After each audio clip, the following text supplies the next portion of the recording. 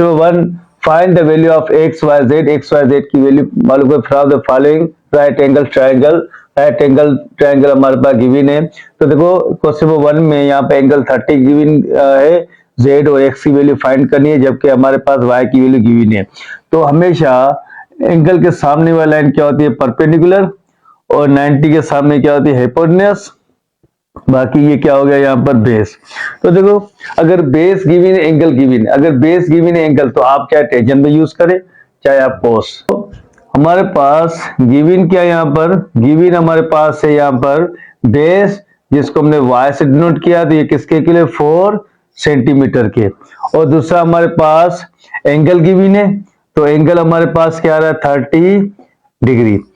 अब हमें फाइंड क्या करना है, फाइंड हमें करना है x, मतलब यहाँ पे हमें मालूम करना है यहाँ पर x, तो x हमारे पास क्या है यहाँ पे परपेंडिकुलर, तो ये हमें मालूम करना है। दूसरा हमारे पास बेस क्या है यहाँ पर, बेस यहाँ पे हाइपोटेन्यूस हमें मालूम करना है, तो हाइपोटेन्यूस हमारे पास क्या है यहाँ पर z। अगर एंगल होता तो एंगल भी मालूम कर देते। अब देखो ये चीजें फाइंड, अब गिवन हमारे पास बेस और यहाँ पर एंगल गिवन है, तो आपको एग्जाम में होना चाहिए साइन थीटा क्या है, perpendicular upon hypotenuse, cos theta क्या है, बेस अपॉन हाइपोटेन्यूस, और टेंजेंट थीटा हमारे पास क्या है, परपेंडिकुलर अपॉन बेस। देखो अगर यहाँ पर बेस गिवन है तो हाइपोटेन्यूस गिवन नहीं है और एंगल गिवन है। यहाँ पर टेंजेंट में अगर चाहे आप हाइपोटेन्यूस मालूम करें चाहे आप ये मालूम करें, आप कोई भी यहाँ पे कोस को भी यूज कर सकते हैं, साइन को भी यूज कर सकते हैं, क्योंकि इन दोनों में एंगल और बेस हमारे पास गिवन है। अगर मैं यहाँ पर पहले बात करूं कोस थीटा किसके लिए, यहाँ पर बेस अपॉन हाइपोटेन्यूस के, तो देखो अगर कोस थीटा मल्टीप्लाई कर वहां पे डिवाइड, तो एच को यहाँ पे ले आए, तो hypotenuse is equal to base upon cos theta. अब देखो जब हाइपोटेन्यूस हमारे पास क्या आ रहा है जेड, तो जेड लिखा, और बेस हमारे पास क्या है, बेस हमारे पास है 4, ठीक है, और यहाँ पर सेंटीमीटर बाद में कोस एंगल कितना है, कोस यहाँ पर 30 डिग्री। अब जब z इज इक्वल टू कोस 30, तो साइन 0, 30, 45, 60 और यहाँ पे क्या 90, तो मैंने यहाँ पे आपको प्रूफ किया साइन 0 1/2 1/√2 3/2 और यहाँ पर 1, तो कोस इसका यहाँ पर क्या होगा, इसका रेसिप्रोकल होगा, मतलब यहाँ पर क्या होगा इसका, यहाँ पर 1, तो यहाँ पर लिखे 3/2 1/√2 1/2 और 0, तो cos 30 क्या रहा, 3/2, तो मीन्स हम यहाँ पे 4/3/2 ये divide equal to 4 multiply 2 under यहाँ पर 3 आ गया, तो मीन्स यहाँ पर z इज इक्वल टू 8/3। क्या फाइंड करना है, यहाँ पर x फाइंड करना है, तो हम साइन को यूज करें, तो sine theta perpendicular upon hypotenuse, तो हमारे यहाँ पे h को मल्टीप्लाई करें, h into sine theta is equal to p, तो p हमारे पास परपेंडिकुलर क्या आ रहा है हमारे पास x, तो h हमारे पास क्या आ रहा है, h हमारे पास आ रहा है 8/3, और यहाँ पर हमारे पास साइन थीटा, मतलब साइन यहाँ पर हम क्या पुट करेंगे, साइन 30, तो x इज इक्वल टू 8/3, तो साइन 30 की वैल्यू क्या है 1/√2, तो 1/√2, तो मीन्स यहाँ पे साइन 30 की वैल्यू क्या होगी 1/2,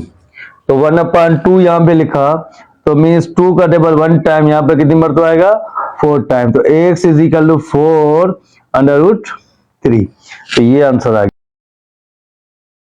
की बात करें तो पाए के सामने वैल्यू क्या होती है हमारे पास, मतलब एंगल के सामने परपेंडिकुलर, और 90 के सामने क्या होती है हमेशा हाइपोटेन्यूस, और बाकी ये क्या हो गया यहाँ पर बेस, तो ये बेस, ये हमारे पास परपेंडिकुलर, और ये क्या हो गया हाइपोटेन्यूस। अब देखो जब यहाँ पे एंगल में हम बात करें तो एंगल का मैंने आपको बताया, जब डिग्री में हम रेडियन में आ जाइए, हमने क्या किया, बात की यहाँ पे डिग्री में। अगर हम बात करेंगे अब रेडियन में, जब रेडियन में बात करेंगे तो 0, π/6,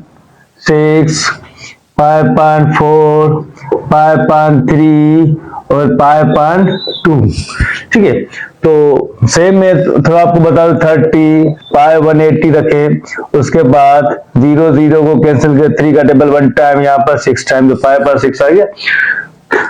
तो देखो अब हमारे पास गिवन, हमारे पास क्या है, गिवन हमारे पास है, एक तो एंगल गिवन है थीटा, वो किसके इक्वल है, π/4। ठीक है, उसके बाद दूसरा हमारे पास परपेंडिकुलर गिवन है, परपेंडिकुलर क्या, √3। ठीक है, तो √3 आ रहा है, तो वो हमारे पास क्या है यहाँ पर परपेंडिकुलर, जिसको यहाँ पे चलो एंगल। अब उसके बाद ये हमारे पास क्या परपेंडिकुलर आ गया। अब हम बात करेंगे, हमें फाइंड क्या करना है, हमें फाइंड करना है बेस, जिसको डिनोट किया गया x से, और दूसरा हमारे पास हाइपोटेन्यूज, जिसको डिनोट किया गया यहाँ पे z से। तो ये हमें फाइंड करना है। अब देखो परपेंडिकुलर गिवन है, तो हम फंक्शन हमारे पास, हम पहले बात करें साइन थीटा की, तो साइन थीटा क्या, परपेंडिकुलर अपान हाइपोटेन्यूज, जब पर h = p अपान यहाँ पर क्या हो जाएगा, साइन थीटा। अब h की हम बात करें तो h हमारे पास क्या, z, और परपेंडिकुलर हमारे पास यहाँ पर क्या आ रहा है, √3 अपान √3 साइन, यहाँ पर क्या पुट करेंगे 45, सॉरी π/4, तो यहाँ पर क्या पुट किया, π/4। अब देखो अगर 3 तो सेम आ रहा है, अब साइन π/4 किसके इक्वल है, 1/√2 के, तो हमने यहाँ पे क्या लिखा, 1/√2 के, तो मीन्स अब हम क्या करेंगे, z = √3, तो ये डिवाइड फॉर्म में आ जाएगा, 1/√2, और डिवाइड आपको बताया कि हमेशा मल्टीप्लीकेशन में होता है, तो √2 जब यहाँ पे, मतलब यहाँ पे रूट दोनों में सेम आ रहा है, तो इन दोनों को मल्टीप्लाई करेंगे, तो यहाँ पर क्या आ जाएगा, z = 6 cos theta base upon hypotenuse. तो देखो अगर cos थीटा हाइपोटेन्यूज दीवार यहाँ पे मल्टीप्लाई करेगा, h × cos थीटा = बेस, तो बेस हमारे पास 1 से, और h की वैल्यू हमें गिवन है क्या, यहाँ पर 6, और cos थीटा, cos की वैल्यू क्या है यहाँ पर, अब एंगल की π/4। ठीक है, जब π/4 लिखा है, इसका मतलब x = अगर 6 आ रहा है, मैंने दोबारा यहाँ पे इसको इस तरह लिख सकता हूँ, तो √3 × √2 6 को, और cos π/4 किसके इक्वल है, 1/√2 के, तो यहाँ पे 1/√2 लिखा, तो √, की वैल्यू कैंसल, तो x क्या आ गया, x = √3, तो ये वैल्यू आ गई। हमारे पास गिवन क्या है, गिवन हमारे पास एंगल है थीटा, वो किसके इक्वल है, 60 डिग्री के, और हमारे पास हाइपोटेन्यूज गिवन है, जिसको डिनोट z से किया गया है, वो क्या हमारे पास 2 सेंटीमीटर। अब फाइंड क्या करना है हमारे पास, हमें फाइंड करना है परपेंडिकुलर, तो परपेंडिकुलर किसके इक्वल आ रहा है यहाँ पर y के, और दूसरा हमें मालूम करना है बेस, तो बेस हमारे पास किसके इक्वल है यहाँ पे x के, तो ये दोनों चीजें हमें फाइंड करनी है। अब देखो बात करें यहाँ पर कि हमें परपेंडिकुलर बेस हमें फाइंड करना है, तो हम साइन थीटा यूज करें चाहे कोस यूज करो, तो साइन थीटा परपेंडिकुलर अपान hypotenuse, h × sine theta = perpendicular, तो परपेंडिकुलर हमारे पास क्या आ रहा है, हमारे पास y आ रहा है, h हमारे पास क्या है 2, और यहाँ पर साइन 60 हम पुट करेंगे, तो y = 2 साइन 60, साइन 60 किसके इक्वल है, 3/2 के, तो 3/2, तो 2 2 से कैंसल, y = √3, तो ये y की वैल्यू मिल गई। अब हम यूज करेंगे यहाँ पर क्या, cos, तो cos क्या है, बेस अपान हाइपोटेन्यूज, तो h को मल्टीप्लाई करो, तो cos आ गया बेस, तो cos theta is equal to यहाँ पर बेस, तो बेस हमारे पास क्या आ रहा है x, h की वैल्यू क्या है 2, तो ये सेंटीमीटर में, तो इसको सेंटीमीटर में लिख दो। उसके बाद cos 60, ठीक है, तो x is equal to 2 cos 60, cos 60 की वैल्यू क्या आ रही है, अरे 3/2, ठीक है, cos 60 1/2, तो 1/2, 2 से कैंसल, तो x इज इक्वल टू 1, तो यहां पर 1 आया, यहां पर क्या है हमारे पास लगा वो 2 3 है, ठीक है। अब 4 की बात करें तो एंगल के सामने लाइन क्या होगी, परपेंडिकुलर, ये हमारे पास हाइपोटेन्यूज, बाकी बचा ये क्या हो जाएगा बेस। तो सेम यहां पर हमारे पास गिवन क्या है, गिवन हमारे पास है एंगल कितने 45 डिग्री, ठीक है 45 डिग्री, और दूसरा हमारे पास गिवन है यहाँ पर बेस, तो बेस हमारा y is equal to 4 centimetre. मालूम क्या करना है यहाँ पर, फाइंड, हमें z की वैल्यू मालूम करनी है और दूसरा हमें मालूम करना है x, ठीक है। तो देखो अब z और x क्या है, परपेंडिकुलर और वो हाइपोटेन्यूज, तो मीन्स पहले हम बेस को मालूम कर लें। अगर बेस यहाँ पर गिवन है तो मीन्स यहाँ पर मैं कोस को यूज करूं, तो कोस में क्या होता है, हाइपोटेन्यूज मालूम हो जाएगा। तो अगर कोस थीटा यहाँ पर क्या हो जाएगा, बेस अपॉन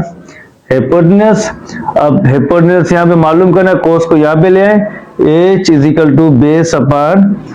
कोस थीटा, तो h की वैल्यू क्या है यहाँ पर z, और बेस हमारे पास क्या है 4, और कोस यहाँ पर हमारे पास क्या है 45 डिग्री।